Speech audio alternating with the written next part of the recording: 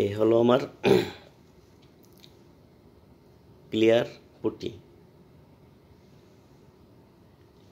এটা শুধু ফার্নিচারের জন্য, এইরকম ফ্রেম বা এরকম ফার্নিচারের জন্য, ফিনিশিংয়ের জন্য, এরকম ফিনিশিংয়ের জন্য।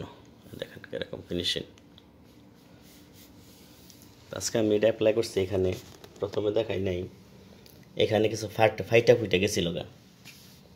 ফাইটা ফুটে যাওয়ার কারণে তারপরে আমার ইঞ্জিনিয়ার বললো এটা এখান থেকে কাইটটা রিমুভ করে নতুন পিস লাগানোর জন্য। কিন্তু আমি দেখলাম নতুন পিস লাগাইতে গেলে অনেক ঝামেলা। যেমন আমার এখানে সেম সাইজের পিস পাবো না, নাই এক। দ্বিতীয়ত কাটতে গেলে আমার জয়েন্ট আসবে, বা হাতে যদি আমি কালার বানাই তাও অনেক ধরনের টাইম লাগবে।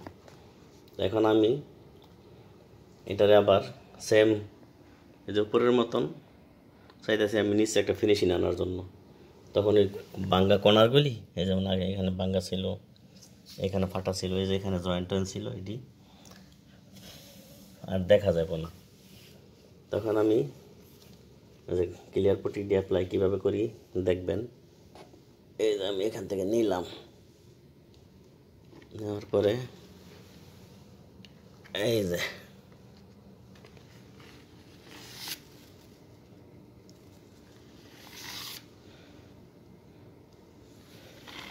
প্রথম ফিনিশিং আসবে না,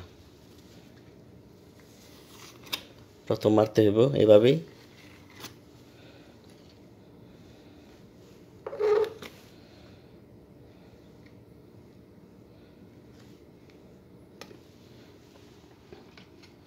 প্রথম ফিনিশিং আসবে না,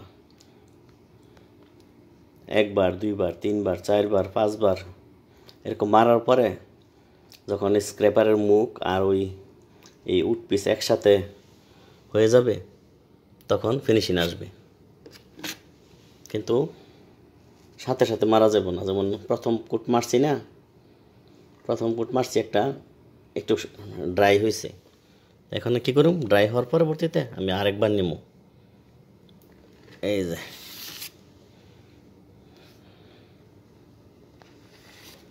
তো ভালোভাবে বোঝাতে পারতেছি না, কেন আমার নিজের হাতে ক্যামেরা তো।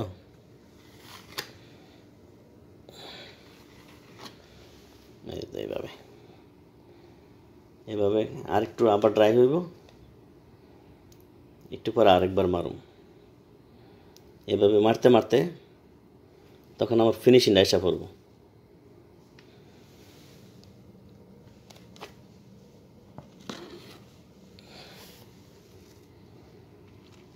ফিনিশিংটা এসে যাব। তখন দেখুন যে একবারে ফিনিশিং এসে গেছে আমার পুরোপুরি, কোথাও আমার কোনো। তখন আমি কী করুম, তখন আমি পুটি অ্যাপ্লাই করে বন্ধ করুম।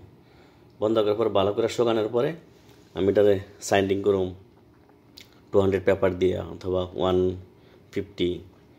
তারপর আস্তে ধীরে ধীরে মানে লাস্ট ফিনিশিংয়ে আমি 500 বা 600 অথবা 1000 আসুম।